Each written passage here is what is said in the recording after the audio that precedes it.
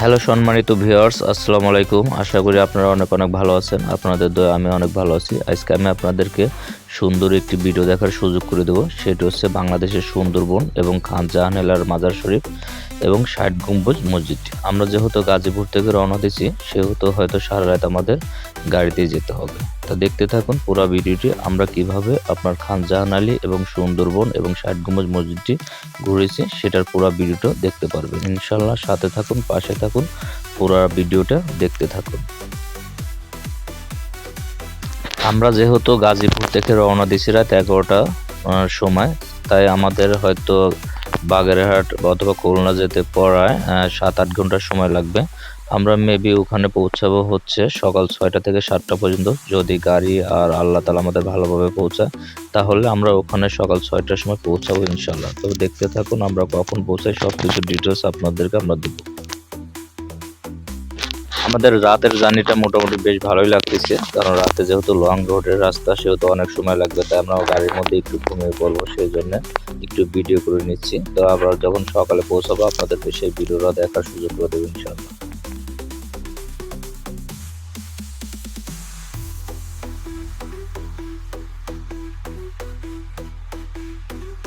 সারা রাতের অপেক্ষার প্রহর শেষ করে আমরা সকাল 6টায় পৌঁছে গেলাম বাগেরহাটে। দেখতে পাচ্ছেন আমরা সবাই বাস থেকে নেমে পড়েছি।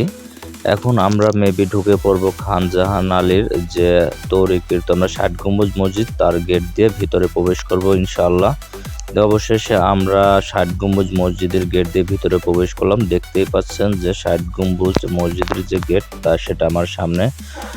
হাঁটতে হাঁটতে ভিতরে ঢুকে পড়ছি। আমরা এখন আপনাদেরকে দেখার সুযোগ করে দেবো পুরা ৬০ গম্বুজ মসজিদটি। দেখতে থাকুন আমাদের ভিডিওটি। এবং প্রাকৃতিক এবং ঐতিহাসিক যে স্থাপনাটার মধ্যে একটি বিখ্যাত এবং অনেক সুন্দর যে নির্মাণ, সেটি হচ্ছে বাংলাদেশের ৬০ গম্বুজ মসজিদ, যার মানে যেটা আমরা অনেক আগেই বইতে পড়েছি, এখনো হয়তো আছে। তো ইনশাল্লাহ আপনারা দেখতে থাকুন ৬০ গম্বুজ মসজিদটি। আমার কাছে অনেক মানে ভালো লাগছে যে এত সুন্দর একটা স্থাপনা কিভাবে এত বছর আগে নির্মাণ করলো, সেটাই হয়তো আমার মাথায় খেলতেছে না। তো আমি পুরো ভিডিওটায় আপনাদেরকে ঘুরে ঘুরে দেখাবো খান জাহান আলীর সেই নির্মাণকৃত ৬০ গম্বুজ মসজিদটি। দেখতেই পাচ্ছেন আমার পেছনে যেটা, সেটাই হচ্ছে ৬০ গম্বুজ মসজিদটি। পুরা মসজিদটি দেখলে আপনি অবাক হবেন যে এত সুন্দর সুন্দর ইট দিয়ে আর সিমেন্ট দিয়ে পুরা নির্মাণ করা হয়েছে, যেটি আপনি না দেখলে বিশ্বাস করতে পারবেন না। আমরা যেহেতু সকালে ঢুকেছি, তাই আমাদেরকে টিকিট লাগে নাই, কারণ 8টার পরে ঢুকতে হলে অবশ্যই আপনাদেরকে টিকিট কাটতে হবে। কারণ বাহিরের মানুষের জন্য, বাংলাদেশের মানুষের জন্য যারা প্রাপ্তবয়স্ক তাদের জন্য হচ্ছে 30 টাকা, এবং যারা ছাত্রছাত্রী এবং স্টুডেন্ট তাদের জন্য 10 টাকা। আর যারা বহিরাগমন এবং বিদেশ থেকে যে পর্যটকরা আসবে তাদের জন্য 500 টাকা, এবং যারা সার্কভুক্ত এশিয়ার মধ্যে দিয়ে আসবে তাদের জন্য 200 টাকার টিকিট। পুরা ৬০ গম্বুজ মসজিদটি ঘুরে দেখার পরে এখন আমরা চলে যাব হয়তো খান জাহান আলীর মাজার শরীফে। দেখতে পাচ্ছেন পুরা ৬০ গম্বুজ মসজিদের ভিডিওটা আমার করা শেষ। এখন আমরা চলে যাব সেই খান জাহান আলীর মাজার শরীফ। আর খান জাহান আলীর মাজার শরীফটা দেখার জন্য অবশ্যই আমি আপনাদেরকে সুযোগ করে দেব। আমি এসে পড়েছি ঠিক খান জাহান আলীর মাজার শরীফে। দেখতে পাচ্ছেন এটা হচ্ছে খান জাহান আলীর মাজার শরীফের গেট। গেট দিয়ে আমি ভিতরে প্রবেশ করব। হেঁটে যেতে হয়তো বেশি সময় লাগবে না, টোটালে 5 মিনিট অথবা।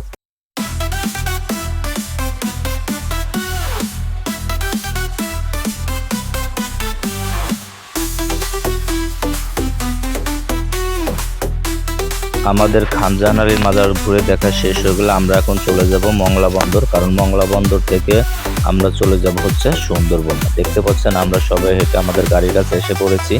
এখন গাড়িতে ওঠার পর আমরা মংলা বন্দর থেকে আমরা নৌকায় উঠবো, আর নৌকায় ওঠার পরে আমরা চলে যাব সেই সুন্দরবন। দেখতে পাচ্ছেন আমরা এখন বোটে উঠে পড়েছি, আমাদের বোট। তা আমাদের বোটে আরো অনেক মানুষ আছে, সবাই আমরা সুন্দরবনের উদ্দেশ্যে রওনা দেবো। দেখতে পাচ্ছেন অনেক মানুষ একসাথে আমরা বোটে উঠে পড়েছি। এখান থেকে পড়ায় সুন্দরবন যেতে, মংলা বন্দর থেকে সুন্দরবন যেতে পড়ায় আপনার সময় লাগবে 1.5 থেকে 2 ঘন্টা।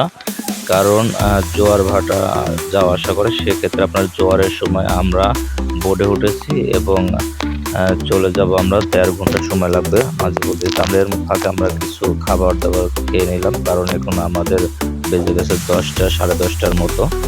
তাই আমাদের সকালের খাবারটা খাওয়া হয়নি। এখন আমরা বোটে বসে আমরা সকালের খাবারটা খেয়েছি। তো দীর্ঘ 1.5 ঘন্টা পরে আমরা চলে এসেছি প্রায় সুন্দরবনের অনেক কাছাকাছি। হয়তো কিছুক্ষণের মধ্যে আমরা সুন্দরবনের নেমে যাব। দেখতে পাচ্ছেন অনেক কাছাকাছি চলে এসেছি আমরা সুন্দরবনের।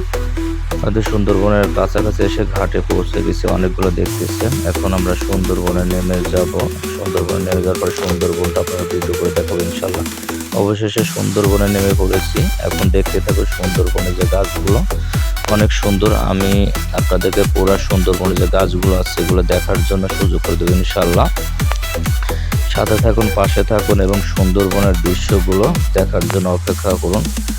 অবশ্যই আপনারা যে প্রাকৃতিক সৌন্দর্য দেখার জন্য অবশ্যই আসবেন সুন্দরবনে। সুন্দরবনে আসলে আপনাদের মনও সুন্দর হয়ে যাবে। তা আমি দেশ বিদেশ অনেক জায়গায় ঘুরছি, তারপর আরও ঘুরতে বেশি ভালো লাগে। অবশ্যই আপনারা আসবেন ঘোরার জন্য, সুন্দরবন দেখার জন্য। দেখতে থাকুন সুন্দরবনের যে গাছ, যেমন সুন্দরী গাছ, তারপর আছে বিভিন্ন প্রজাতির।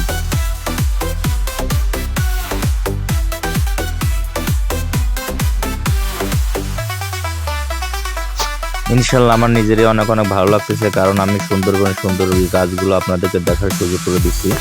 আপনারা সুন্দরবনের সুন্দর গাছগুলো কেমন লাগতেছে সেটা অবশ্যই আমাকে জানাবেন, এবং আপনাদেরকে সুন্দরবনের যে প্রাকৃতিক দৃশ্য আপনাদেরকে দেখাতে পেরেছি সেই হিসাবে আমি আমার নিজেকে ধন্য মনে করছি, কারণ আমি চেষ্টা করছি আপনাদের সবটুকু সুন্দর সুন্দর যে গাছগুলো আছে সবগুলো দেখার জন্য। কিন্তু প্রাকৃতিক পরিবেশের কারণে ভিতরে তো যাওয়া নিষেধ করে দিয়েছে, তাই হয়তো আর ভিতরে যেতে পারবো না। যতটুকু দেখেছি তারপর দেখার চেষ্টা করেছি আপনাদেরকে ভালো কিছু দেখানোর জন্য। দেখে আপনাদের জন্য আমি কিছু রয়্যাল বেঙ্গল টাইগার বাঘ দেখাতে পারিনি, সেই চেষ্টায় আছি। তো সাথে থাকুন, দেখতে থাকুন এবং অনুভব করতে পারুন সুন্দরবনের সৌন্দর্য। অবশেষে সুন্দরবন দিয়ে ঘুরতে ঘুরতে সময় অনেক হয়েছে, শরীরটা অনেক টায়ার্ড লাগতেছে, তাই ভাবছি এখন সুন্দরবনের ভিতর দিয়ে বের হয়ে যাব।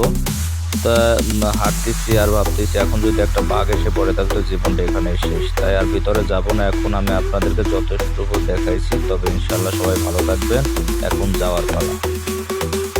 অবশেষে সুন্দরবনকে বিদায় জেনে উঠে পড়লাম আমরা আমাদের যে বোর্ড আছে সেই বোর্ডে, এবং দুপুরের খাবারটা খেতে খেতে আমাদের 4টা বেজে গেছে। শরীরটা অনেক টায়ার্ড, দেখতে পাচ্ছেন। আমরা অনেক ঘোরাঘুরি করার পরে আমরা বোর্ডে উঠে এখন আমাদের যে দুপুরের খাবারটা সেটা আমাদেরকে দেওয়া হয়েছে। আমরা দুপুরের খাবার খেয়ে এখন চলে যাব। আশা করি থাকবেন, সুস্থ থাকবেন এবং আমার জন্য দোয়া করবেন পরবর্তীতে।